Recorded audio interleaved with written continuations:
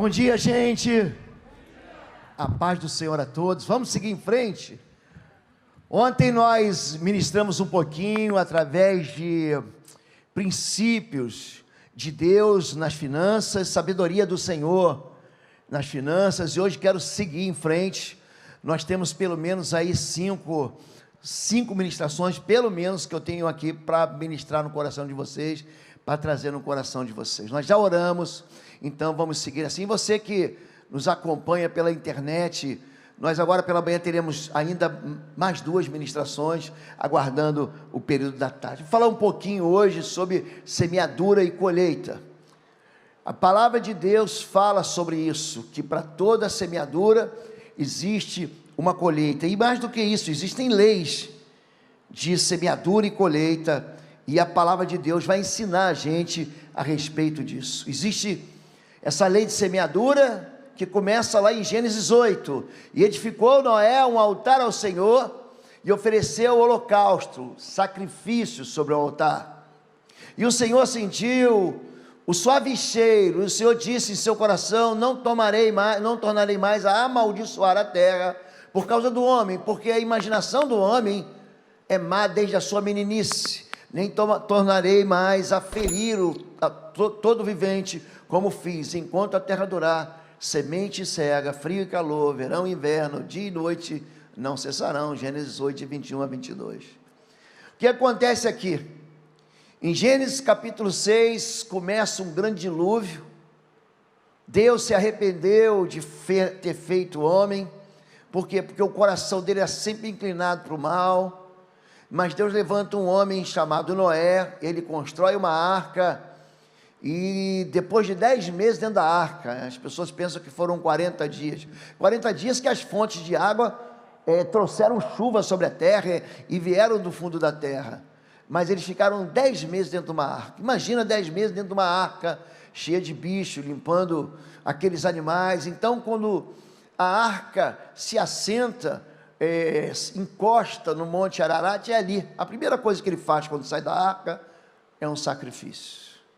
A primeira coisa, você já não tem animal, você já não tem mais ser humano, a face da terra foi arrasada da vida. Quem se salvou estava dentro da arca. Aí esse homem chamado Noé pega um dos animais e oferece em sacrifício a Deus. Você já tem pouco, aí você pega o pouco que você tem e semeia. E ele está falando aqui que enquanto a terra existir, sempre haverá semeadura e colheita, e a gente tem que trazer isso para dentro do mundo espiritual, para saber por que algumas coisas atraem vitórias, outras coisas atraem derrotas. Eu ministrei aqui há 1 ano ou 2 anos atrás, falando, por exemplo, sobre o sangue. O sangue na terra é uma semeadura que traz desgraça. Quando a palavra de Deus fala sobre o poder do sangue, esse elemento que liga a terra ao céu, você sabe que você entra na presença de Deus através do sangue de Jesus. Ele é o novo e vivo caminho que te leva diante de Deus, que te leva a Deus. Quando Caim mata Abel, em Gênesis 4, 10, Deus diz: onde você está, Caim? Cadê o teu irmão, Caim? Ele fala: por acaso eu tenho responsabilidade sobre a vida dele? Por acaso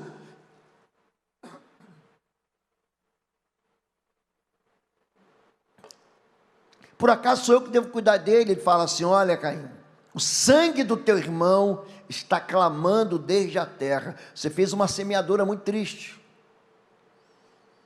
A terra abriu a sua boca para receber o sangue do teu irmão. Por isso, a partir de agora, você vai ser peregrino, você vai ser, a palavra que a Bíblia usa, na versão que eu uso, é muito triste, você vai ser vagabundo. Quando você plantar, a tua terra não dará sua colheita, e todo aquele que te encontrar vai querer te matar. A semeadura de Caim foi tão ruim, que a colheita dele foi uma desgraça. Solidão, ele experimenta perseguição de morte. Ele planta na terra, ele semeia, e a terra não devolve a força. É aquela pessoa que trabalha e fala assim, agora vai dar, não dá. Ele abre uma empresa, a empresa aborta. Ele começa um negócio, não dá certo. Ele é seguido, perseguido pela falência. Ele é seguido e perseguido pelo engasgamento econômico. Ele é seguido e perseguido e tudo que ele faz morre. Então, semeadura, ela vai produzir sim uma colheita em todo o tempo. E o altar é um lugar da atenção de Deus. E aconteceu que ao cabo de dias, Caim, esse homem assassino, trouxe do fruto da terra uma oferta ao Senhor. E Abel também trouxe dos primogênitos. Preste atenção nessa palavra. Diga primícia. Caim trouxe aquilo que sobrou a cabo de dias. Abel trouxe da primícia, da primeira parte, primogênito das suas ovelhas e da sua gordura, e atentou o Senhor para Abel e para sua oferta, mas para Caim, para sua oferta, não atentou. Irou-se Caim fortemente e descaiu-lhe o semblante. É para a gente entender que o lugar onde nós nos encontramos com Deus, chamado altar, esse altar é um lugar da atenção de Deus. Por que Deus recebe a oferta de Caim, de Abel, e não recebe a oferta de Abel? Eu já vi um monte nessa vida, não, porque um entregou a oferta de ovelha, do cordeiro, o outro foi de fruto. Querido, se você pegar as ofertas que são determinadas na Bíblia, especialmente nos 5 primeiros livros da Bíblia, você vai ver que tem oferta de bolo, tem oferta de passarinho, de rolinha, de massa, de fruto. Preste atenção, o problema não é esse. O problema é que Caim entregou o que sobrou, e Abel colocou Deus em primeiro lugar, a primeira parte. Mas Deus, ele atenta no altar. Não fica pensando que você vai semear no altar e Deus não vai prestar atenção em você. E olhando ele, viu os ricos. É interessante que Lucas 21 fala que Jesus está assim, ó, de frente para o gasofilácio. Ele está sentado. Ele viu os ricos, ele enxerga lançarem suas ofertas na arca do tesouro, e viu também uma viúva pobre lançar ali 2 pequenas moedas, e disse, em verdade vos digo, que lançou mais do que todos esta pobre viúva, porque todos deitaram as ofertas de Deus, de que lhes sobrara, mas esta, em sua pobreza, deitou todo o sustento que tinha. Então tem aquele pessoal que vem no culto e fala assim, não, vou semear hoje, vou trazer uma oferta, hoje eu vou dar a oferta da viúva pobre. Aí ele vem e coloca um pouquinho. Gente, isso não é oferta da viúva pobre, não. Oferta da viúva pobre é entregar tudo o que tem. Ah, eu vou dar a oferta da viúva pobre, então entrega teu carro, entrega tua casa, entrega teus bens, entrega tudo. Foi isso que ela fez. Daquilo que ela tinha, ela impressiona Jesus. Não é pela quantidade de dinheiro que está ali, porque Jesus está vendo ricos lançarem grandes ofertas, ele está vendo, é isso que o texto diz, e Jesus está vendo a maneira, a forma, ele não vê quanto, mas tem gente ali rica que coloca muito, mas ela não coloca o que sobrou, ela coloca o que tem. Então, o altar é um lugar que Deus vê. Quando você vem trazer a tua oferta no altar, não fica pensando que Deus não está prestando atenção em você, Ele está prestando atenção, só que você também tem que prestar atenção no que você está fazendo. Você precisa dizer para Deus, Deus, o que eu estou entregando aqui é o meu melhor. O sacrifício, ele dói no bolso, gente, porque o dízimo, essa 10ª parte, o Macherani, o D10, a 10ª parte do que vem às suas mãos, esse dízimo não é teu, é do Senhor. Ah, pastor, eu vou ficar com ele para mim. Olha, você está roubando ao Senhor, e aí você não reclama, porque com maldição sois amaldiçoados, porque roubais ao Senhor. A 10ª parte é de Deus. Agora a oferta, ela vai muito além disso, e é interessante como é que o dinheiro não deixa a gente ver Deus. Sabia disso? Jó era um homem íntegro, reto, temente a Deus, que se desvia do mal. Pega Jó capítulo 1 para você entender isso. E aí Deus é visitado por quem? Por Satanás. Ele vem de rodear a terra e ele pergunta para Satanás, viste meu servo Jó? Não há ninguém como ele. E Satanás diz, mas também o Senhor cercou ele com a proteção. Olha como é que o mundo espiritual reconhece Deus na vida de uma pessoa. Quando a gente fala, 1 João 5,18, ele diz o seguinte: aquele que nasceu de Deus não fica pecando, Deus o guarda e o maligno não lhe toca. É isso que a Bíblia diz, que existe um componente de proteção quando você anda com Deus. Eu darei ordens aos meus anjos para que não deixem você tropeçar em pedra. Por quê? Porque você anda nos meus caminhos. Não é andar nos seus caminhos, fazendo o que você quer, do jeito que você quer, tentando ao Senhor, que Deus vai falar: não, eu vou mandar anjo para livrar meu filho das bobagens que ele está fazendo. Não é isso. O anjo é uma resposta espiritual de um clamor. Atos capítulo 12, a igreja clamou. Pedro estava pregando o evangelho, Pedro é preso, Herodes vai julgá-lo, a igreja insistentemente clama, aí o anjo do Senhor vai lá, solta as algemas de Pedro, cutuca ele, acorda ele, tira ele do meio de 2 soldados, eles passam pela primeira guarda, pela segunda guarda, o portão de ferro que liga a cidade é aberto, e aí ele livra, mas ele está fazendo a vontade do Senhor. Então, quando nós falamos de mundo espiritual reagindo a nós temos que falar de santidade. Quando nós falamos que Jesus vê, escute o que eu vou dizer, escute isso, você tem fama espiritual, o mundo espiritual sabe quem você é. Não adianta você viver uma vida lá fora, de mornidão, de frieza, e querer vir aqui receber algo que não está na tua conta. Nós somos perceptíveis, Deus nos enxerga, Deus nos vê, mas o mundo espiritual também nos vê. E há uma resposta espiritual às nossas semeaduras aqui na terra. Davi, aquele homem segundo o coração de Deus, que eu não posso amarrar o sapato dele. Davi, ele tem um caso com a vizinha dele. Ninguém sabe, mas Deus sabe. Ninguém viu, mas Deus viu. Ele faz uma semeadura. A moça fica grávida, não era para isso acontecer, mas aconteceu. Ele encobre aquele pecado, matando o marido dela. Ele fala: ufa, me livrei. Como é que é? Para toda semeadura haverá uma colheita. Quando Natan vai conversar com ele, Natan diz: o que você fez escondido, sabe aquela semente escondida? O que você fez nas trevas, você vai receber a luz do meio-dia. A espada jamais vai sair da tua casa. Eu suscitarei o mal de dentro da tua família. Então são pessoas que estão fazendo semeaduras hoje, esperando uma colheita boa, fazendo semeaduras ruins, esperando uma colheita de alegria. Quando a Bíblia fala sobre isso, que Deus está ali no altar, tem gente que profana o altar. Nadab e Abiú, filhos de Arão, o sumo sacerdote, pegaram cada um o seu incensário, os quais acenderam fogo, acrescentaram incenso e trouxeram fogo profano perante o Senhor, sem que tivessem sido autorizados. Então saiu logo da presença do Senhor e os consumiu, morreram ali perante o Senhor. Levítico 10 conta a história de um pastor que perde os 2 filhos no altar. Você acha que Deus não percebe o altar? Você acha que Deus não está interessado no altar? Ele está interessado no altar, porque o altar é um lugar de semeadura. O altar é o lugar onde a gente se encontra de verdade com Deus.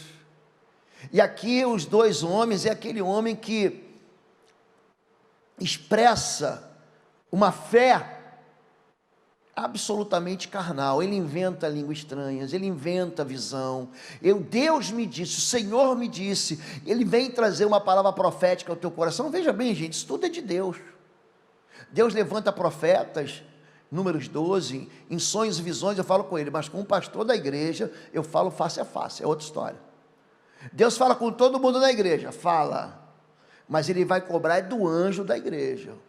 É o anjo da igreja que vai responder: olha, vai lá, eu tenho contra ti que você tolera Jezabel, essa mulher que desprofetiza, não é, está ensinando meu povo a comer do sacrifício dos ídolos. Eu vou colocar essa mulher numa cama, eu vou trazer uma enfermidade sobre ela, para que ela se arrependa. Eu tenho contra você que você tolera a obra dos nicolaítas, eu tenho contra você que você, enfim.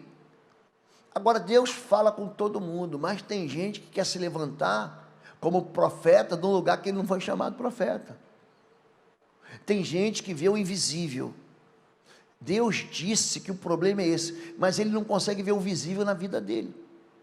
Ele enxerga o invisível na vida de todo mundo, mas não consegue ver aquilo que é visível na vida dele. Está o casamento dele destruído, estão os filhos dele fora do altar, está a vida dele arrasada, mas ele tem uma visão espiritual para todo mundo. Gente, quando Deus ele fala com o profeta, ele pode falar com a mula, a gente sabe disso, ele pode usar o que ele quiser, mas você tem que olhar. Jesus diz o seguinte: como é que você vai descobrir quem é um falso profeta? Olha o fruto. Pelos frutos conhecereis. É desse jeito que você vai enxergar. Virão muitos falsos profetas e dirão em meu nome. Olha para a vida da pessoa. Se a pessoa não tem uma vida no altar, como é que você vai acreditar alguém que não tem pastor, que não tem igreja, que pula de igreja em igreja, que pula de ministério em ministério? Você está vendo? Então a gente tem que amadurecer com relação a isso, porque vai ter muita gente trazendo fogo para o altar e vai morrer, Deus não vai aceitar. O fogo do altar era aceso pelo Senhor. Lembra quando Elias ora e vem o fogo do céu e queima o altar em cima do Monte Carmelo? O fogo de Deus vem de Deus. Então, aquele povo reunido no Pentecostes começaram a orar. De repente veio um som do céu, um vento impetuoso, e viram-se como línguas de fogo sobre a cabeça das pessoas. Então, preste atenção, não adianta você querer simular a espiritualidade, porque o mundo espiritual vê isso.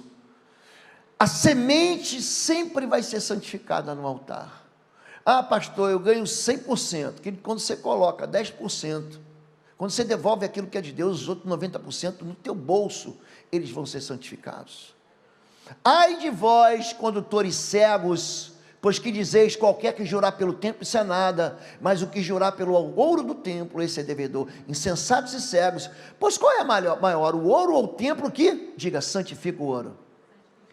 Vamos lá, gente, quem é que santifica o ouro? Diga, o templo. E aquele que jurar pelo altar, isso nada é, mas aquele que jurar pela oferta que está sobre o altar, esse é devedor. Insensatos e cegos, pois qual é maior, a oferta ou o altar que santifica a oferta? Eles estavam invertendo as noções daquilo que é santo e santificador. Então, não é o poder do ouro na tua mão, nem da oferta na tua mão. É o poder do ouro no templo, é o poder da oferta santificada sobre o altar. Existe, então, uma resposta espiritual. Isso aqui quem está falando é Jesus Cristo. E eu vou aqui, gente, tem muita gente falando assim, ah, pastor, mas esse negócio do dízimo é alguma coisa que veio com a lei. Não veio não, querido, não veio com a lei não. Dízimo já existia antes da lei. Eu vou dizer, o dízimo já estava no Éden.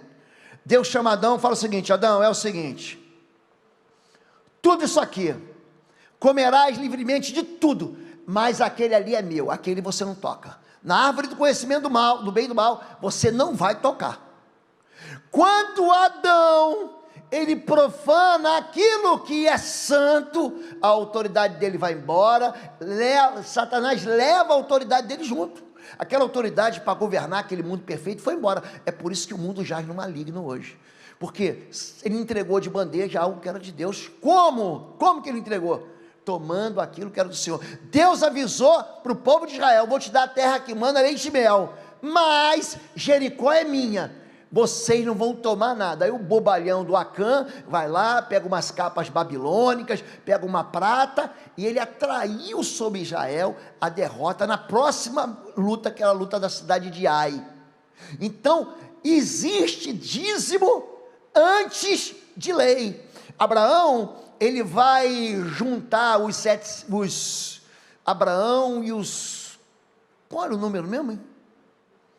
Abraão e os 514, quantos eram? Gênesis capítulo 14, gente? Bom, em Gênesis capítulo 14, Ló é sequestrado por 4 reis, é levado embora, e ele junta uma turma de soldados vai lá e recupera, e quando volta, ele traz uma oferta e deixa aos pés do rei de Salém, chamado Melquisedeque. Ele entrega a oferta antes de existir lei. Quando Jacó foge para Padã Arã, ele fala: se o Senhor me guardar na viagem, se o Senhor me proteger, eu vou devolver o dízimo de tudo. Então o dízimo é algo que vem muito antes da lei, mas muito antes da lei, e você não vai ver em lugar nenhum do Antigo Testamento ou do Novo Testamento isso ser o quê? Desautorizado. Hebreus capítulo 1, capítulo 7, de 1 a 10, fala só sobre dízimo. Mateus capítulo 23, Jesus está endossando isso. Ó, raça de víboras, vocês entregam o dízimo do endro, do tominho, da hortelã.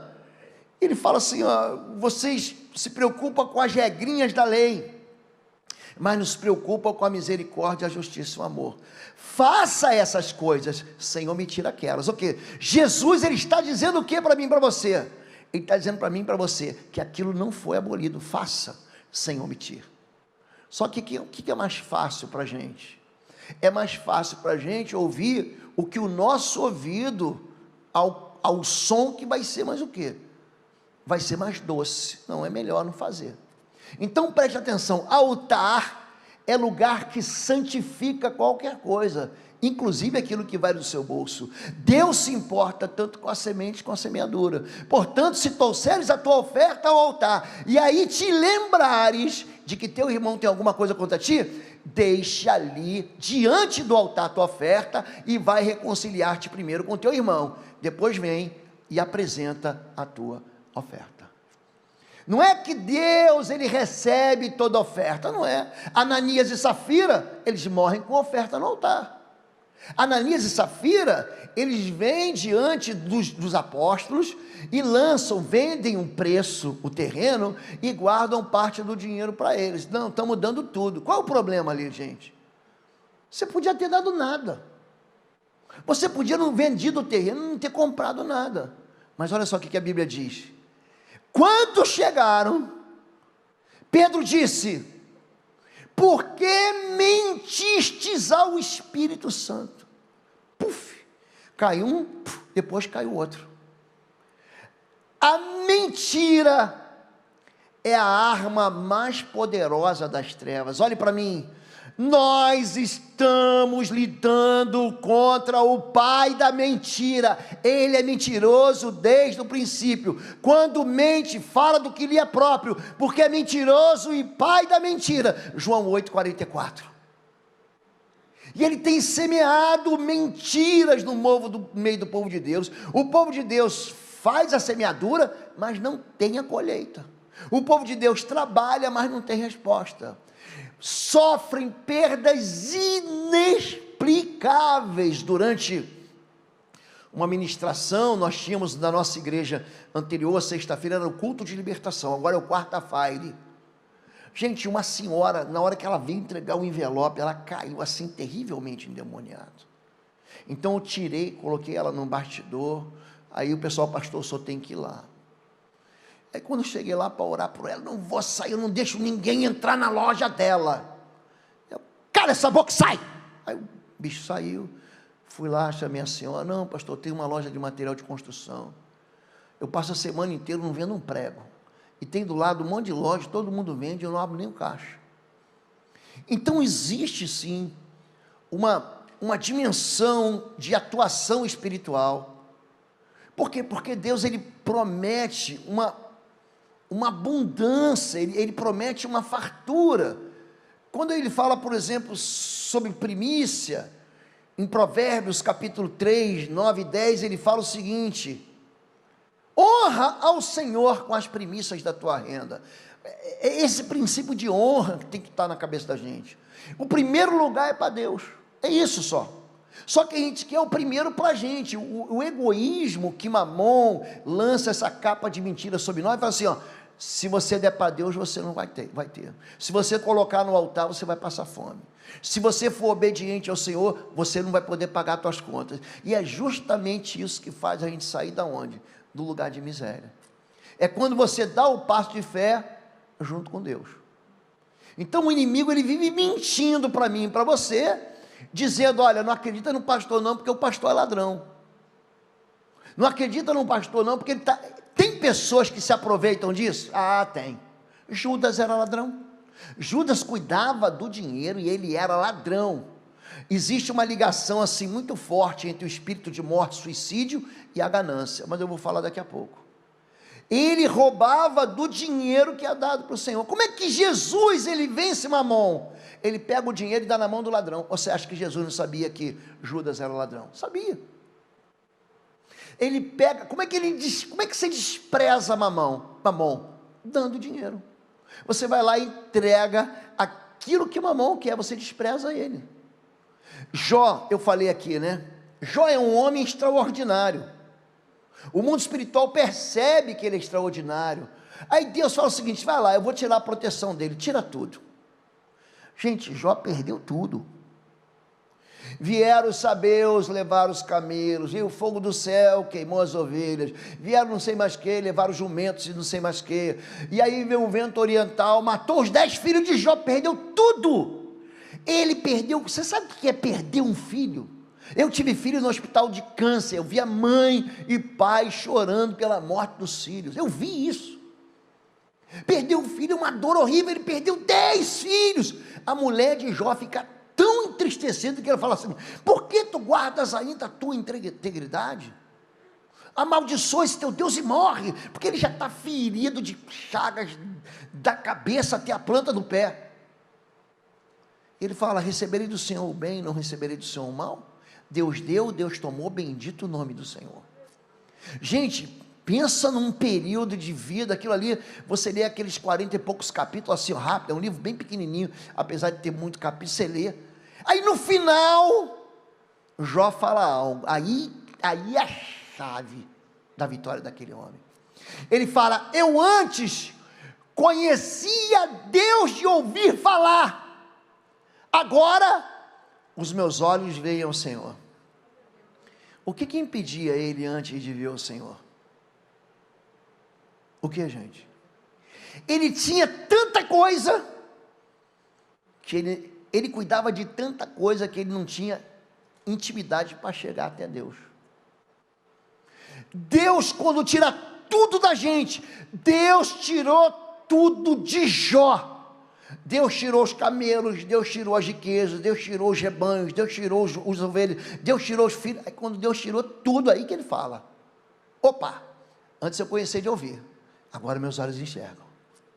Então quando Deus está tratando a minha vida, quando Deus está levando a gente para desertos, querido, vou repetir para você: quem leva a gente para deserto é Deus. Pastor, estou no deserto, ora para mim, eu vou orar para você se manter firme no deserto. Quem tira você do deserto é o diabo. Eu vou repetir para vocês, hein? Quem te leva para o deserto é Deus, e quem te tira do deserto é o diabo. Ele vai arrumar, sabe o que? Um atalho. Deus então, pelo Espírito, levou Jesus cheio do Espírito para o deserto. Foi Deus que levou. Foi Deus que levou Jesus para o deserto. Sabe quem tirou Jesus do deserto? O cão. O diabo tirou do deserto, levou ao pináculo do templo e disse: mata. Não foi Deus que tirou Jesus do deserto. Então o diabo levou ao monte muito alto e disse: se tu prostrado me adorares, eu vou te dar autoridade sobre todos os reinos. Deserto é um tempo que todo mundo vai passar, e você tem um deserto sob medida para você. Todo mundo passa, mas não é um destino final, é um local que você passa, que morre o escravo que está dentro de você. Deserto mata escravos. Escravos não entram na terra da fartura, escravos não entram na terra que manda leite e mel, escravo não entra na terra da promessa. E enquanto você estiver aí adorando o Deus Mamon, achando que o dinheiro é a solução, achando que a riqueza vai resolver, quando eu tiver dinheiro, eu vou comprar mais aquele terreno do lado de lá e vou dar para a igreja Atitude, quando eu tiver mais dinheiro, eu vou levantar não é nada disso. olhe para mim, se você não for fiel no pouco que você tem, você jamais chegará no muito que você quer. Ser fiel no pouco, e sobre o muito te colocarei. Então esse negócio de não vou entregar, não vou sacrificar, não vou semear, não vou devolver ao Senhor, porque eu tenho pouco, é justamente por aí que você tem pouco. Porque na hora que você for fiel, não precisa ir além. Pastor, quanto é que eu entrego de dízimo? 1/10 parte de que vem das tuas mãos. Como é que eu calculo isso? Sabe quando chega ali no Olerite, parece lá no contra-cheque, o teu li caiu na tua conta. É aquilo ali. Aquilo ali que é o teu dízimo. Então Deus ama que dá com alegria, mas não daquilo que não tem, mas aquilo que tem.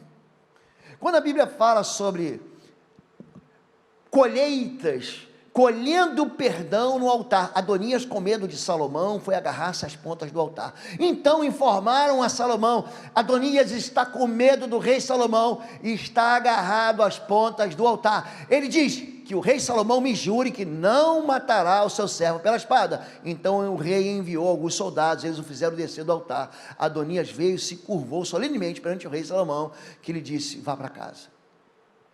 O momento de dedicação é um momento solene.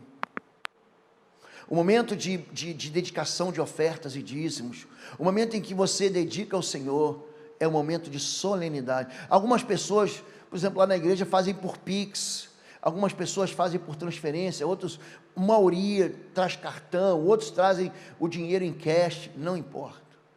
Oi gente, um rápido intervalo. Você que ainda não é membro, seja membro do canal para nos abençoar. Dá um like, compartilha, e se você quer crescer em libertação e batalha espiritual, vai lá na nossa loja www.institutoexodo.com. Os nossos livros estão lá, que vão fazer você crescer nessa área e se tornar um valente na batalha. Deus te abençoe. Quando você vai até o altar, você tem que falar com Deus. Não é chegar lá, não, é obrigação mesmo, eu pego e eu dou. Você tem que dizer para Deus a verdade. Senhor, isso aqui é um sacrifício. Senhor, eu preciso pagar uma conta esse mês, lá na frente, mas eu quero dizer que eu confio no Senhor. Eu coloco o meu futuro na mão do Senhor. Eu sei que o livramento vem do Senhor. Eu sei, mas o Senhor está em primeiro lugar. Tem gente que diz: primeiro Deus e depois eu. Esse adora a Deus. Tem aquele que diz: primeiro eu, e se sobrar, depois Deus. Esse é só religioso. E tem aquele que diz: primeiro eu, depois eu, depois eu, depois eu, depois eu, depois eu, depois eu, depois eu, depois eu, depois eu, depois eu, depois eu, depois eu, depois eu, e lá no final, depois eu, porque eu não quero saber desse negócio. Então existe uma miséria preparada para quem? Para quem não confia no Senhor. Mas existe sim uma bênção para ser recebida por aquele que se encontra pedindo perdão para o Senhor no altar. Dentro dessa lei de Gálatas 6, o apóstolo Paulo fala o seguinte: o que está sendo instruído na palavra, a partir de todas as coisas boas com quem o instrui. Não se deixe enganar, de Deus não se zomba, pois o que o homem semear, isso também lhe colherá. Quem semeia para a sua carne, da carne colherá destruição, mas quem semeia para o Espírito, do Espírito colherá a vida eterna. E não nos cansemos de fazer o bem, pois no tempo próprio colheremos, se não desanimarmos. Portanto, enquanto temos oportunidade, façamos o bem a todos, especialmente os da família da fé. Existe uma lei de semeadura ou não existe, gente? Existe uma lei que traz resposta. Quando a gente fala sobre vida espiritual, pastor, por que eu vou ter uma vida de santidade? Por que eu tenho uma vida separada? Por que eu digo não à tentação? A tentação, ela promove na tua vida um sabor diferente. A tentação é capaz de fazer com que você se dobre aos sentimentos, aos desejos. A tentação, ela te oferece algo bom por um caminho ruim. A tentação te oferece uma saída para a tua crise por um atalho de crime. Pastor, é lícito eu ter um casamento feliz? O errado é você tomar a esposa do outro. Isso é errado. É lícito eu ser rico? O errado é você pisar em todo mundo da tua empresa e roubar para ser rico. Isso é uma tentação. Isso aí vai dar uma colheita ruim. Você acha, gente, de verdade, que uma pessoa que rouba, ela vai, de alguma maneira, receber colheita boa a respeito disso? Ai daquele que rouba. Zacarias capítulo 5, verso 3 e 5. Alguém pode ler para mim, por favor? Zacarias capítulo 5, abre na sua Bíblia. Zacarias capítulo 5, do verso 3 ao verso 5. Vamos ver o que a Bíblia diz sobre a maldição do ladrão. Alguém pode vir aqui perto para me ajudar? E eu dou o microfone, se você puder. A minha irmã vem aqui, vem cá. Zacarias capítulo 5, de 3 a 5. Então, ele me disse, nele está escrita a maldição que está sendo derramada sobre toda a terra, porque tanto o ladrão como o que jura falsamente serão expulsos conforme essa maldição. Assim declara o Senhor dos Exércitos. Eu lancei essa maldição para que ela entre na casa do ladrão e na casa do que jura falsamente pelo meu nome. Ela ficará em sua casa e destruirá tanto as vigas como os tijolos. Obrigado, minha irmã. Vocês prestaram atenção nisso? Eu, o Senhor dos Exércitos, lancei essa maldição para que ela entre, para que ela penetre, para que ela se infiltre na casa do ladrão. Ali existem duas iniquidades, o roubo e aquele que jura falsamente pelo nome do Senhor. Eu enviarei essa maldição, ela vai entrar na casa e vai ficar lá, ela vai permanecer. Então, você deve entender que existe sim uma colheita espiritual para aquilo que é semeado na carne. Aquilo que semeia na carne, você colhe corrupção.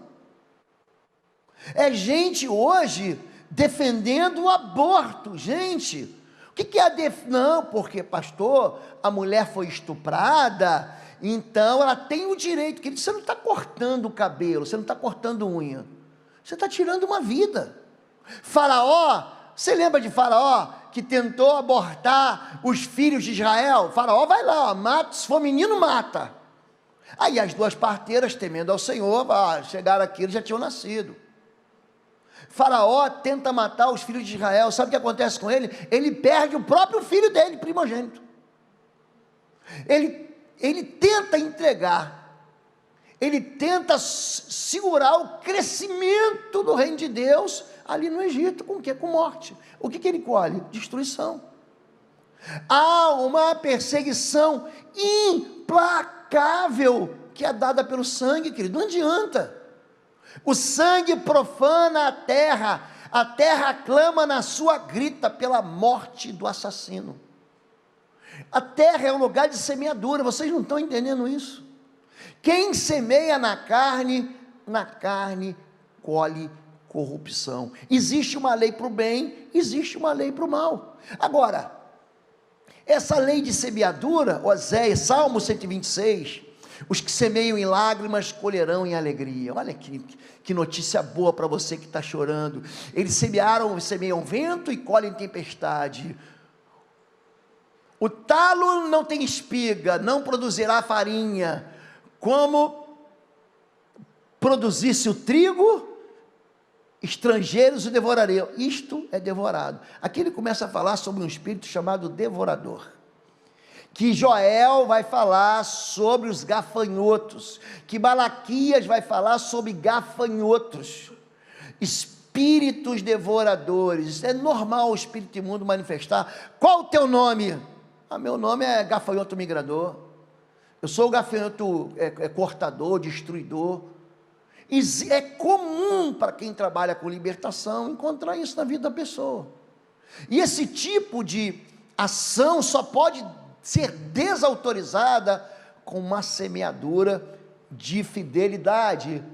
Semeando azeite e farinha, um dos textos mais impressionantes, que é o texto da viúva de Sarepta. E levantando-te vai para Sarepta, que é Sidom. Ele sai de Israel e vai para a Síria.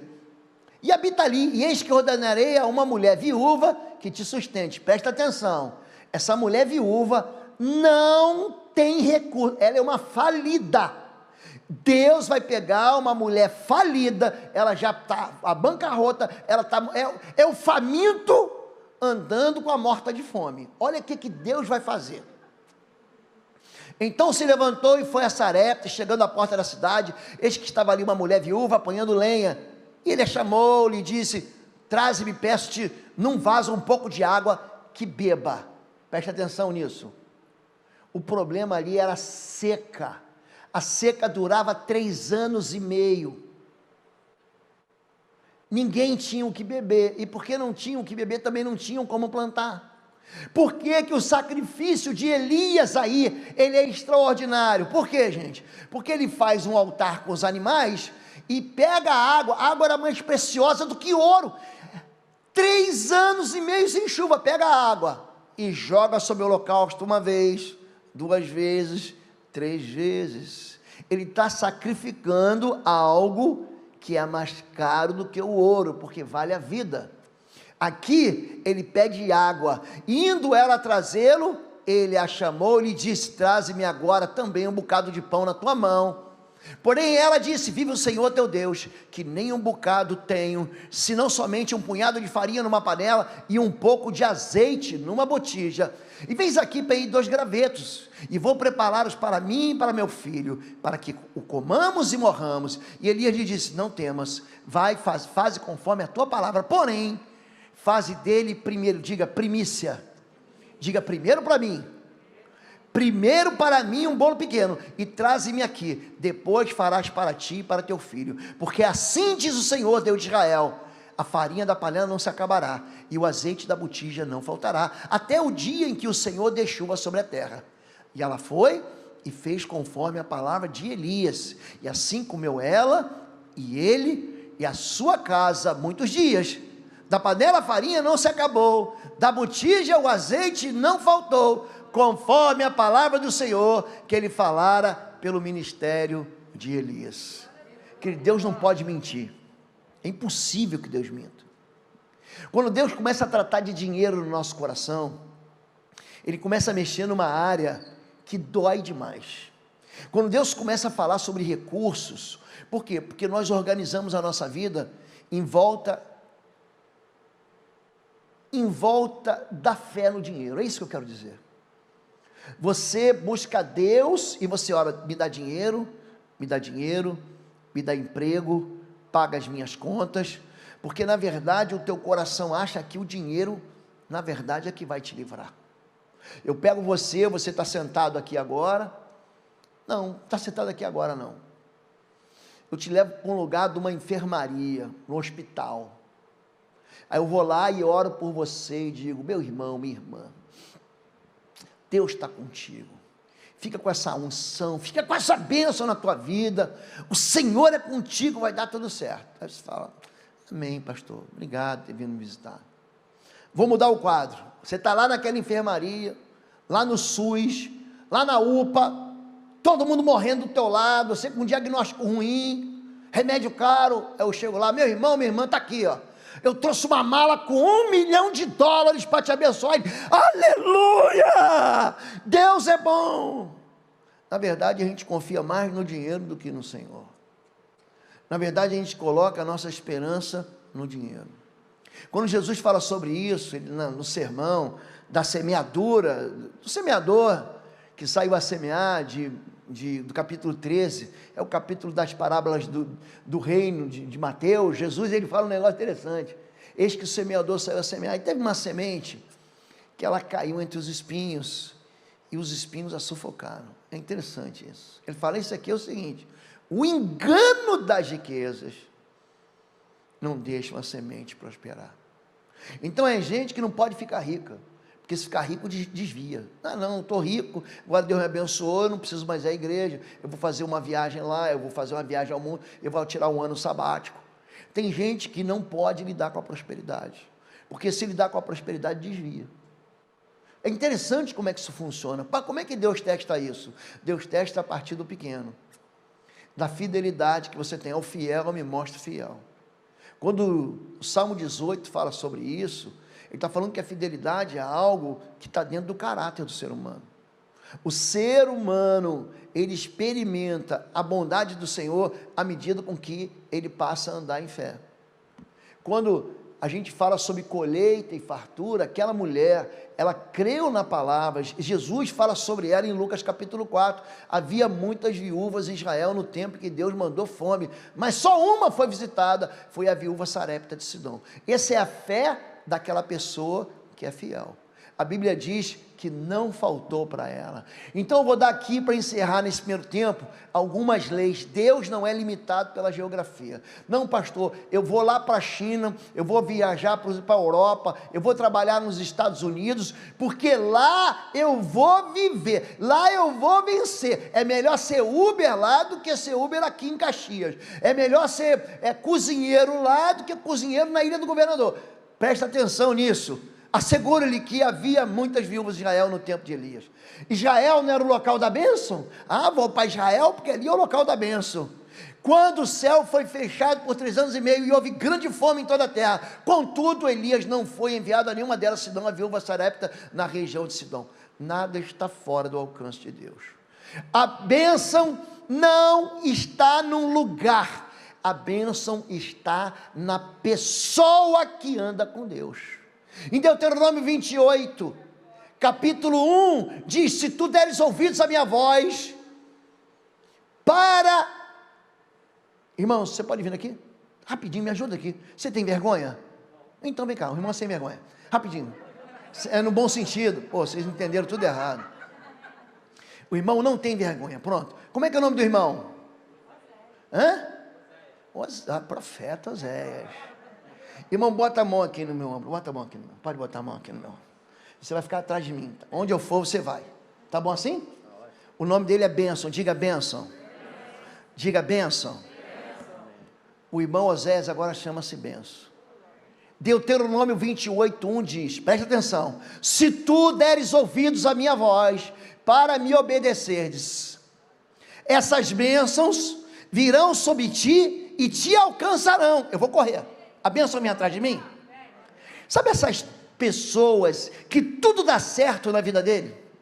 O casamento dá certo, os filhos dão certo, o ministério dá certo, o trabalho dá certo, tudo dá certo. Existe algo chamado obediência. A bênção não está no lugar, a bênção está sobre a vida de alguém que é o obediente.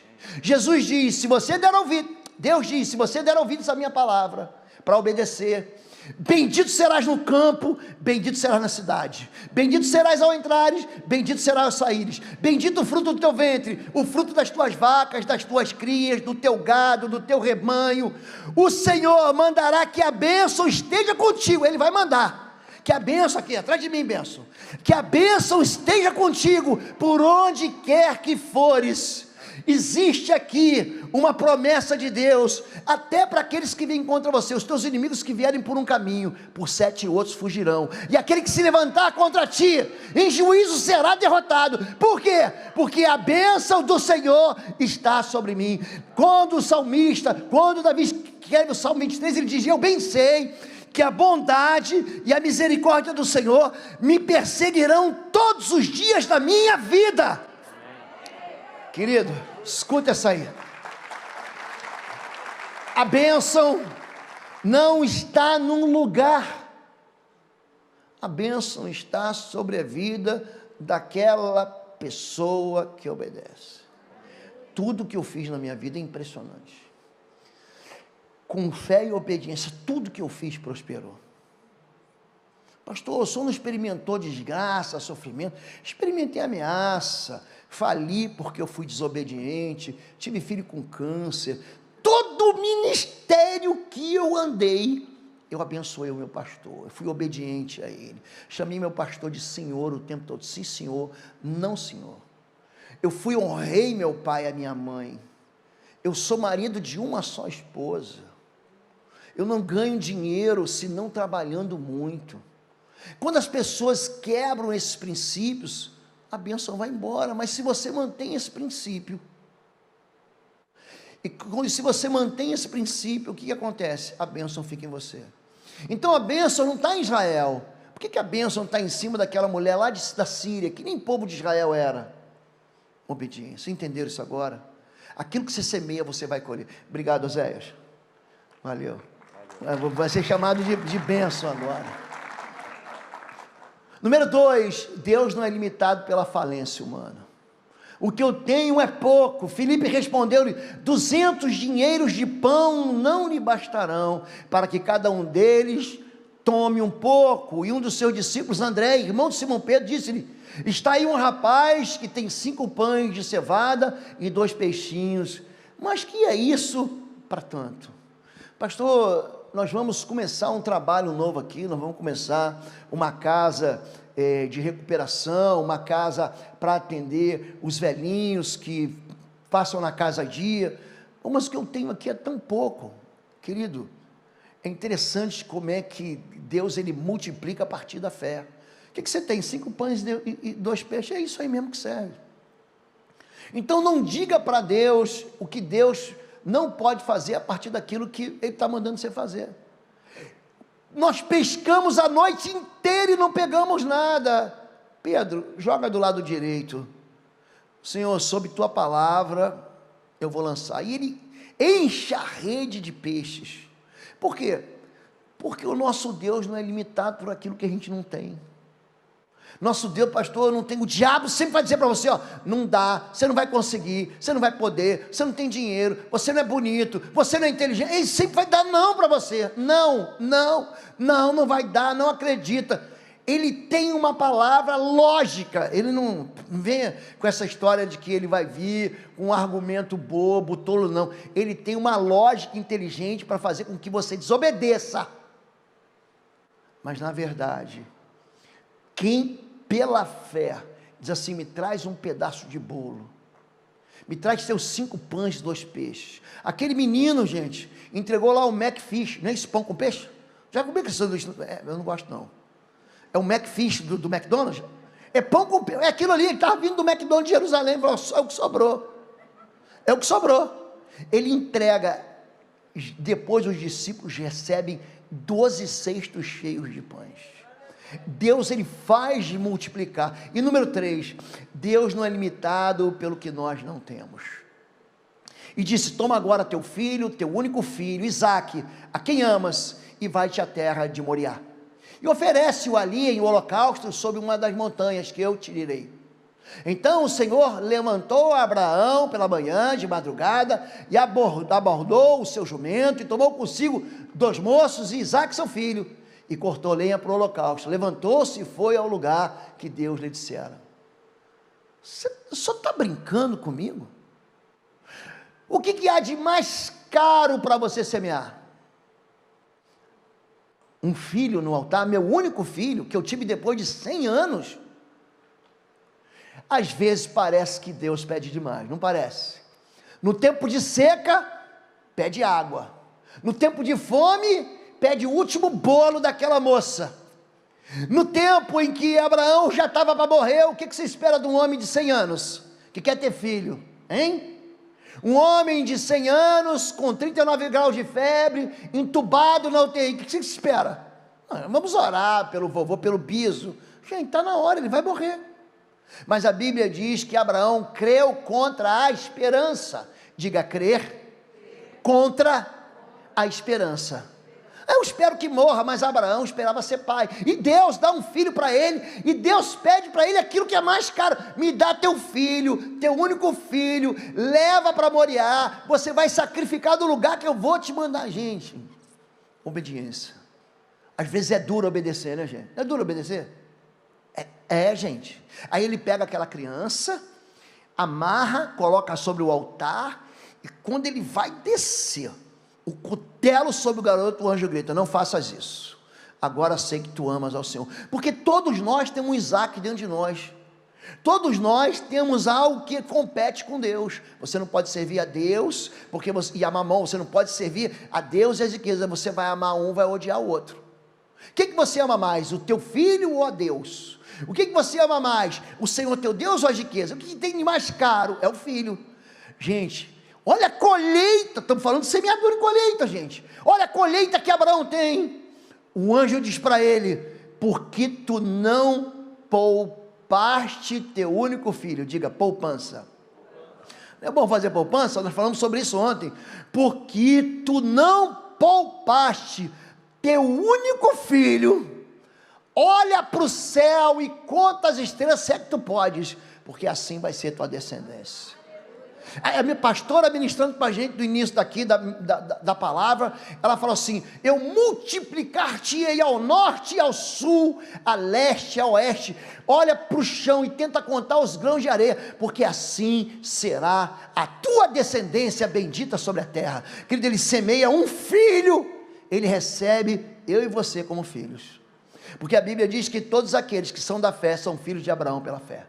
Eu e você somos filhos de Abraão, porque ele é o pai da fé, e a gente também vive pela fé. Semeadura vai depender da tua fé. Pastor, é pouco, o pouco na tua mão é pouco, o pouco na mão de Deus é milagre. Pastor, o que eu tenho não vai trazer importância nenhuma, não traz importância para a tua vida, mas entregue na mão do Senhor, vira santidade, vira bênção no teu bolso. Não há aqui o ministério da prosperidade que diz, traga o seu carro 1.0 que Deus vai te dar um carro 2.0, isso é mentira, gente.